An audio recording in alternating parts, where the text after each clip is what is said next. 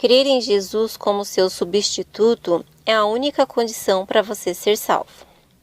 Devido à falta de conhecimento, nós fomos ensinados e acostumados a pensar que a salvação é adquirida por meio de obras. A religião nos ensina que devemos fazer isso, fazer aquilo para ser salvo. Achamos que salvação é baseada no suposto merecimento. Porém, em Efésios, no capítulo 2, no versículo 8, nós lemos que a salvação é um dom de Deus, que adquirimos por meio da fé, e que não é por meio de obras para que ninguém se glorie. E aí, então como fica? Tem alguma coisa errada? A salvação é pela fé ou pelas obras? Porque o Evangelho diz que é pela fé, a religião diz que é pelas obras. E agora? Complicado, né? Mas fica tranquilo, isso foi o que a religião ensinou, não tem nada a ver com o Evangelho. Graças a Deus, porque se fosse por meio de obras, ninguém se salvaria. No Evangelho de Mateus, no capítulo 5, no versículo 17, nós vemos a prova que diante de Deus nós somos todos pecadores. Porque ainda que você não mate, não rouba, não cometa adultério, há um mandamento que diz, não cobiçarás. Ora, a cobiça acontece na mente, no coração, antes mesmo de partir para a ação. A lei dizia, não matarás. Mas Jesus disse que basta sentir raiva de alguém para isso valer como homicídio. A lei dizia, não adulterarás, mas Jesus diz que basta cobiçar uma mulher para você ser culpado de adultério. Por acaso, algum ser humano vivo nunca sentiu raiva de alguém? Nunca adulterou em pensamento ou mentiu tentando parecer o que não é? Aos olhos de Deus você é um adúltero, ladrão, homicida e mentiroso. Então todo mundo está perdido, né? Exatamente. É isso que o apóstolo Paulo explica na carta aos Romanos. Deus deu a lei como um cala-boca, uma forma de mostrar que todos somos pecadores, todos somos transgressores, todos réu culpados, aguardando a aplicação de pena. Em Romanos 3,19. E a pena para o pecado é a morte. Então o ser humano está perdido, sem saída, perdido, condenado, incapacitado de se salvar. Mas Deus não nos puniu. Ao invés de nos condenar, Ele enviou seu Filho para morrer em nosso lugar e receber o castigo que nós merecíamos. Esse é o Evangelho, as boas novas de salvação. Jesus veio para ser sacrificado em nosso lugar para cumprir a lei. Quando você vê um ladrão sendo julgado, condenado, você diz que cumpriu-se a lei. O raciocínio é o mesmo. A salvação de Deus é baseada no fato do homem ter pecado e transgredido a lei. Se o homem não houvesse transgredido, não haveria necessidade de salvação. Foi por não haver outra maneira pela qual a humanidade pudesse se salvar que Cristo veio.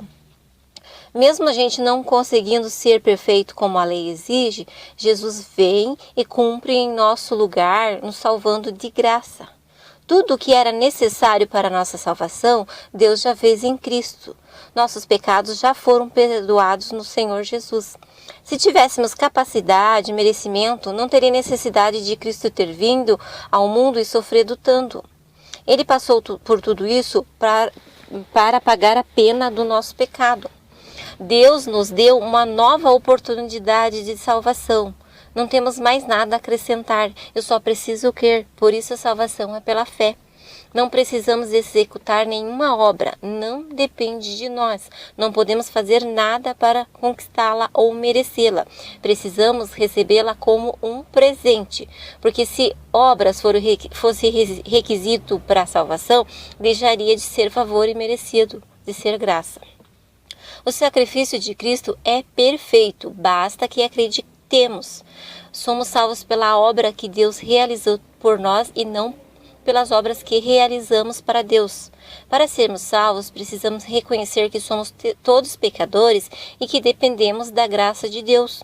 Nenhuma obra, dogmas, tradição ou ritual nos resgatará da morte eterna. O fato de termos sido aceitos por Deus não se baseia no nosso desempenho, mas no desempenho de Jesus. Então, crer em Jesus como nosso substituto é a única condição para nós sermos salvos. Porém, muitas pessoas, em razão de sua fraqueza ou visão ainda carnal, por não entender essas palavras, eles acham que isso é um estímulo para cruzarem os braços e viverem, né, do jeito que achar melhor. Poderão pensar de modo inconveniente que, dependendo do que eles possam viver ou fazer, Deus os salvará. É preciso só crer? Não precisa fazer mais nada?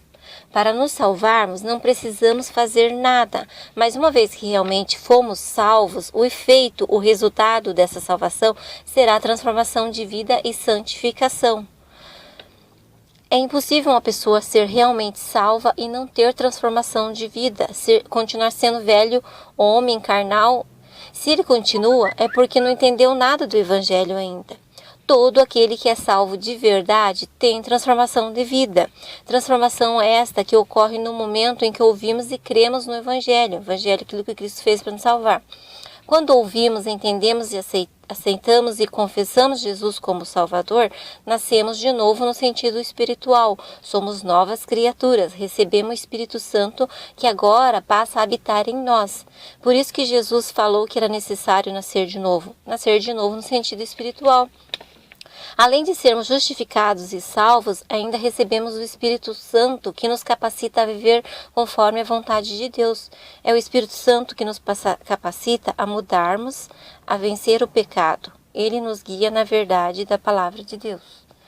A salvação é um dom de Deus, uma dádiva do Senhor, que é recebida gratuitamente pela fé, pelo fato de você crer.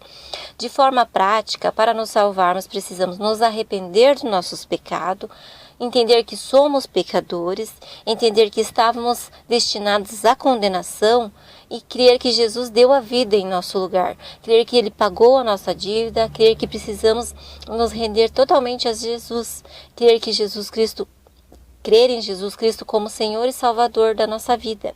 Crer que Jesus, por intermédio do Espírito Santo, vem habitar em nós, nos fazendo nossa nova criatura, nos capacitando para que nós possamos viver de acordo com a vontade de Deus. Já foi feito, basta crer e deixar Ele te guiar e te capacitar conforme os propósitos que Deus tem para a sua vida.